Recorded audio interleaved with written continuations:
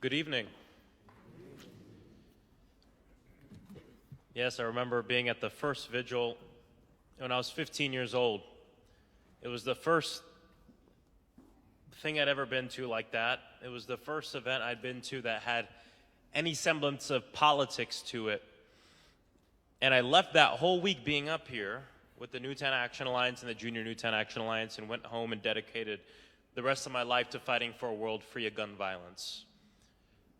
I don't believe in coincidences. I don't believe it's a coincidence that now I stand before you just a little more than a decade later as a member of the United States Congress. And that is because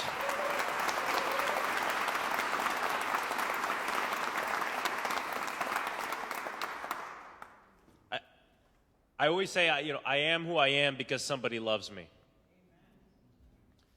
It's true for many reasons. I am who I am because of the mothers and fathers who have lost children but fight every day to fight for the lives of other children. I am who I am because of the organizers and the advocates who taught me how to organize and taught me what that meant. And I am who I am because of the gun violence prevention movement that I've been a part of since I was 15, before I could even vote. I'm so proud to be here with everybody today. I want to tell a quick story about my first year in Congress, which is my third year now, believe it or not. Hopefully I'm not still the youngest member next Congress, or else that's a problem, because I am getting older, believe it or not. But my first year in Congress, I remember I was so excited to welcome my first elementary school from my district. And the way it works is your elementary school comes up, you meet them in front of the steps, and you talk to them about this crazy and amazing job we have. And I stayed up all night the night before thinking about ways I would make them laugh, ways I would try to inspire them to get involved in politics. And I said, my favorite thing, I'm going to ask them, if you were a member of Congress, what bill would you pass? So the day comes, I'm in front talking with them, and I choose this little girl. She's the first person that I asked the question to. And I'm expecting her to say, no homework forever, or soda in the water fountain, or ice cream for dinner, or something like that. And I choose her, and she goes, if I were in Congress, I would ban assault weapons so I don't get shot in school.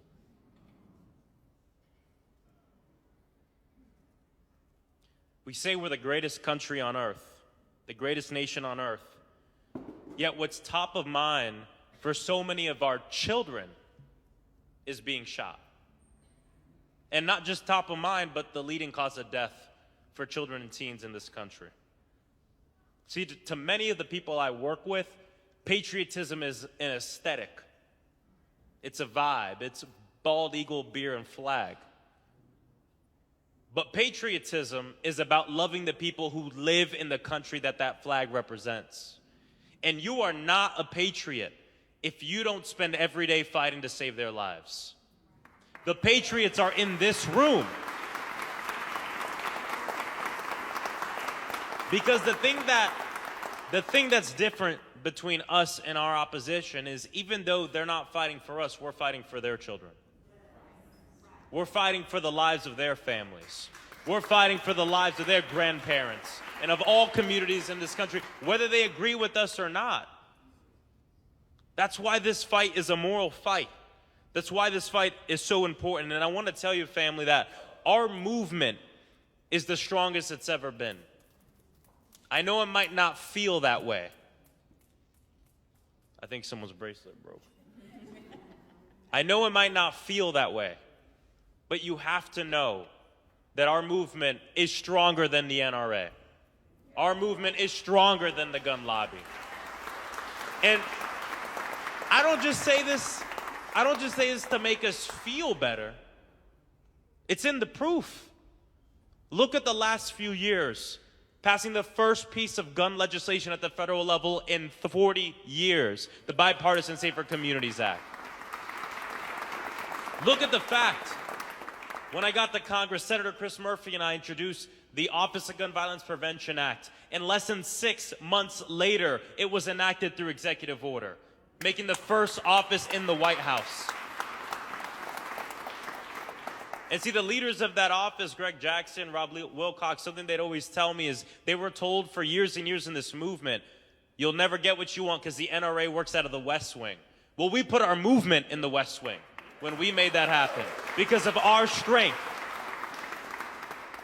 And I just tell you this because we're in a very difficult time in our nation. But the thing about movement and people powers is not just about having the most strength for a small amount of time, but it's prolonged strength. And with the people in this room, we can do that. With the survivors in this room, we can do that. With the families in this room, thank you to the families for being here. Because you coming up here and giving testimony to your children, to your loved ones, to your parents, to your grandparents, is exactly what makes this vigil not just about how they died, but how they lived. And let that be the fuel that pushes us in this fight. I think a lot about something Angela Davis said. I am no longer accepting what I cannot change. I am changing what I cannot accept. I know we cannot accept the death of our children and the death of our people for the profits of some billionaires and companies. This movement is about people over profits.